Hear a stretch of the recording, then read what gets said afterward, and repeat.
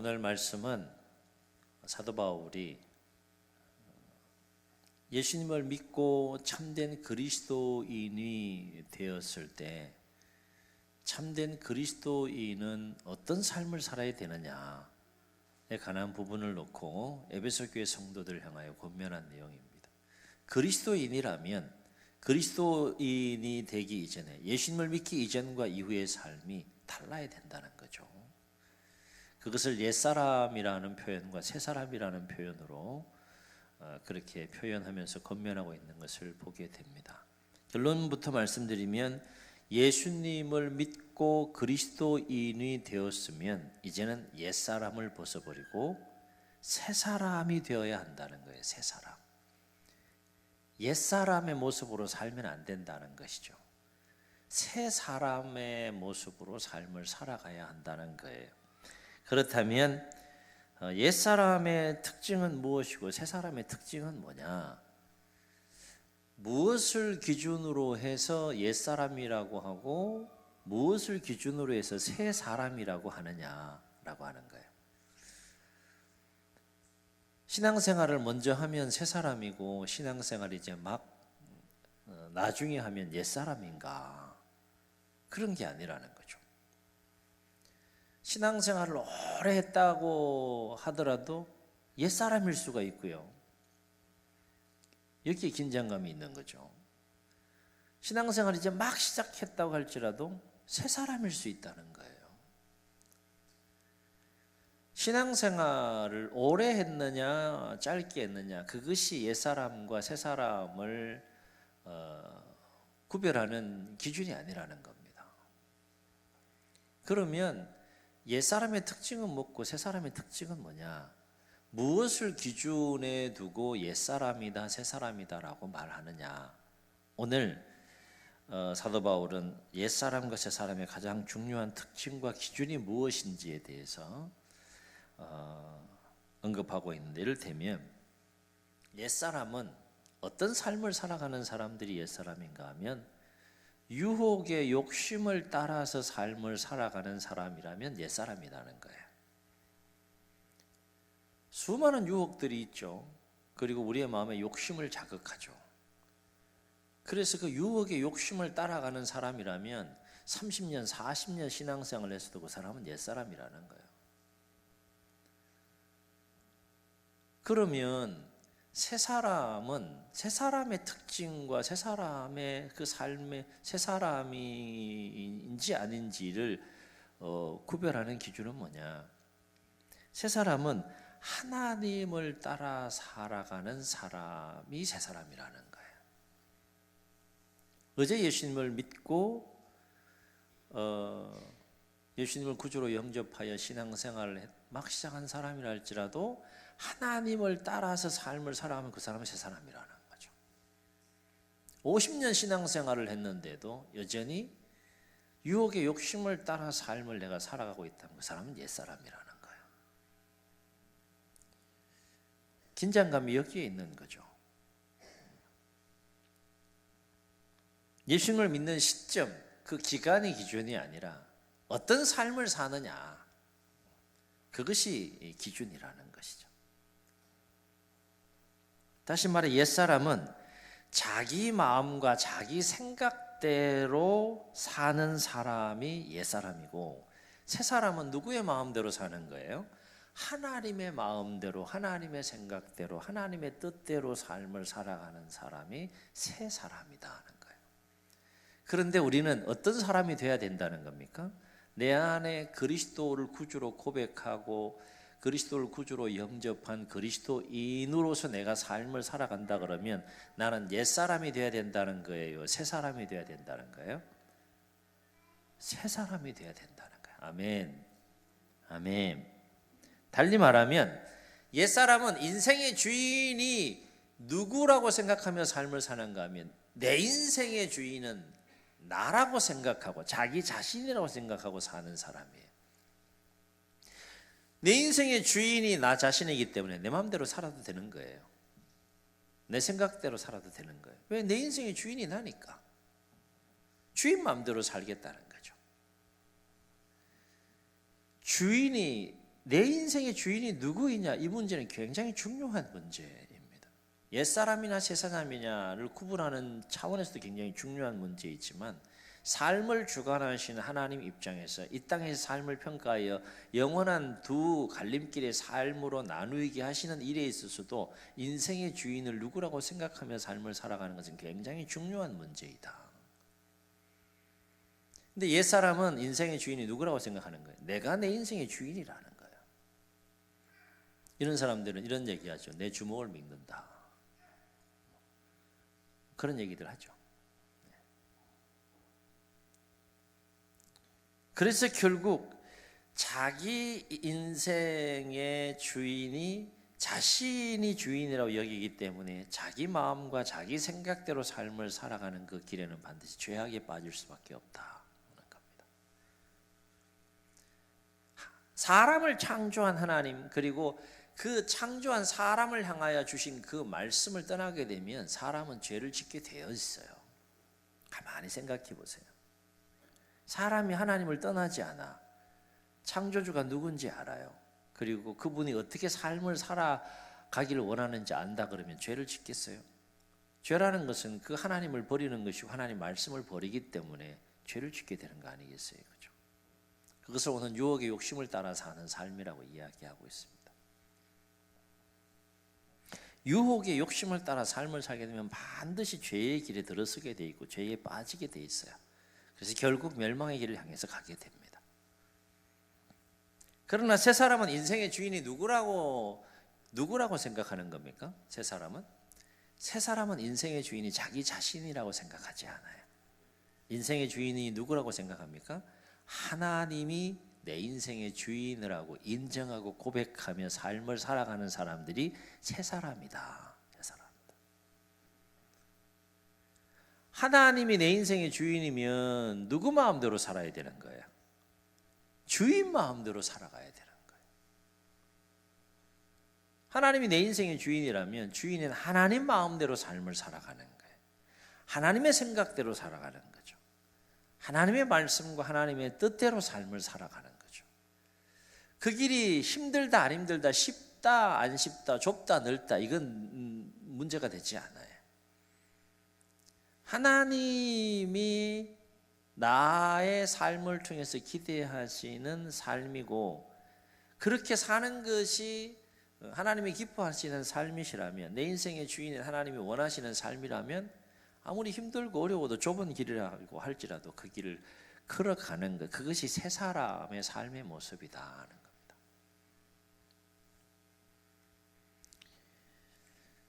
그래서 새 사람은 어떻게든 죄를 멀리하며 살려고 해요. 내가 새 사람인지 아닌지를 알 수 있는 방법이 그거예요. 어떻게든 내가 죄를 멀리하고 싶은 마음이 있어요. 비록 연약해서 죄를 짓는 연약함이 있지만 죄를 멀리하고 싶은 마음이 내 속에 계속 역사해요. 그리고 죄를 짓고 싶지 않은 삶을 살고자 해요. 그 사람은 새 사람입니다. 이러한 진리 안에서 오늘 세례의 영적인 의미를 생각해 보면, 오늘 이제 작년 유아 세례가 진행이 되는데 어제도 1시간 정도 또 교육을 함께 하고 오늘 세례의 의미를 충분히 이해하고 오늘 세례에 참여하시게 되는데, 이런 새 사람과 옛 사람의 관점에서 이 세례의 영적인 의미를 생각해 보게 되면, 세례는 인생의 주인이 자기 자신이라고 생각하고 그렇기 때문에 자기 마음대로 삶을 살아가는 옛 사람이 죽는 예식이에요. 세례는 기본적으로 1차적으로 장례식입니다. 장례식. 전혀 심각하게 생각하지 않는데 내가 죽는 거예요. 내 인생의 주인이 나라고 생각하며 내 마음대로 삶을 살았던 옛 사람이 죽는 겁니다.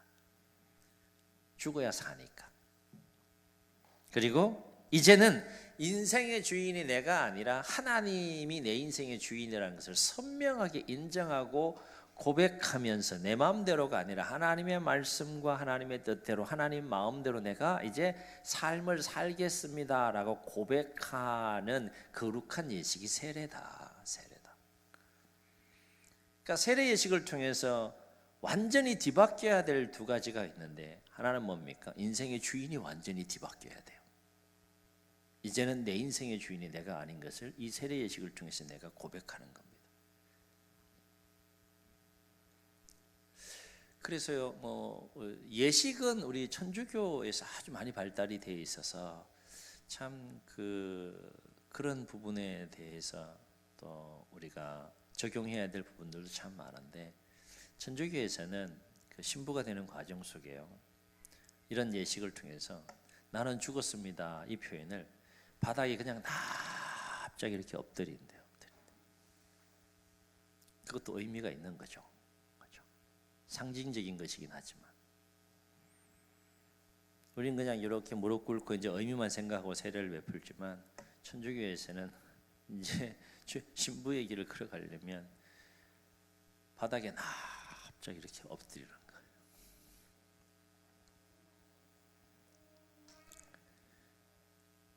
세례 예식을 통해서 완전히 뒤바뀌어야 될 것은 첫 번째, 인생의 주인이 완전히 뒤바뀌어야 된다.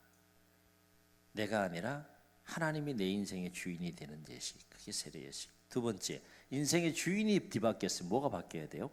삶이 완전히 뒤바뀌어야 된다.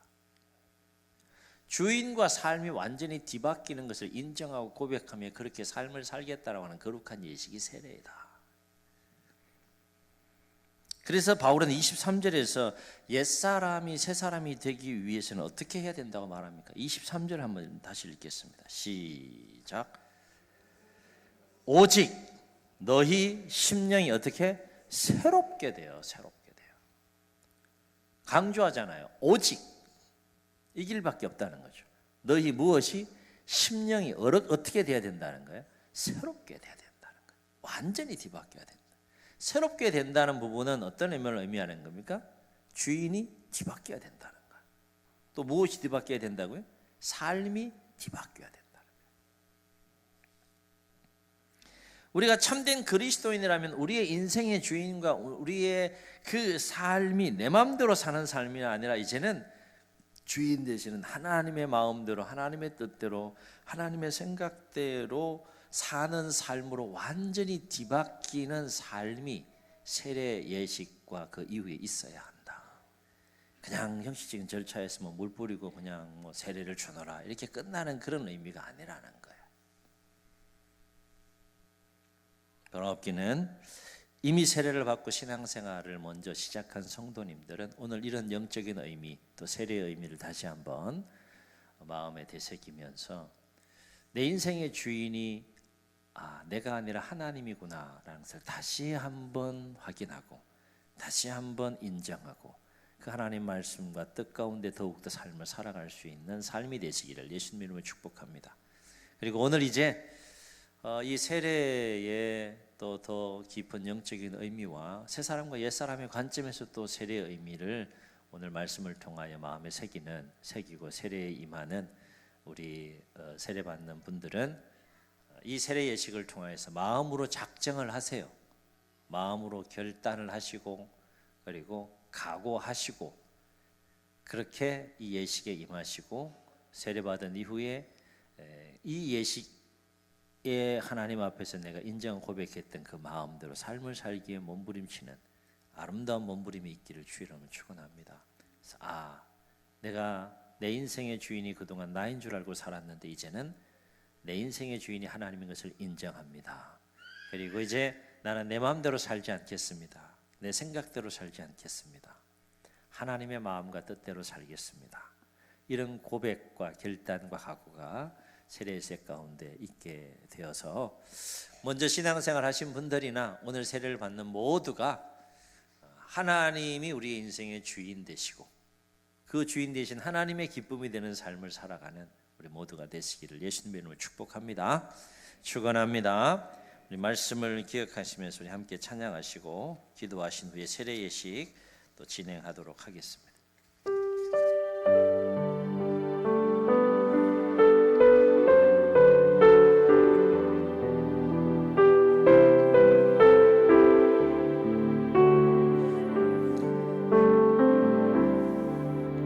내가 주인 삼은 모든 것 내려놓고 내 주 대신 주 앞에 나가 내가 사랑했던 모든 것 내려놓고 주님만 사랑해. 내가 주인 삼은 모든 것 내려놓고 내 주 대신 주 앞에 나가 내가 사랑했던 모든 것 내려놓고 주님만 사랑해. 주 사랑 거친 풍랑에도 깊은 바다처럼 나를 잠잠케 해. 주 사랑 내 영혼의 반석 그 사랑 위에서 주 사랑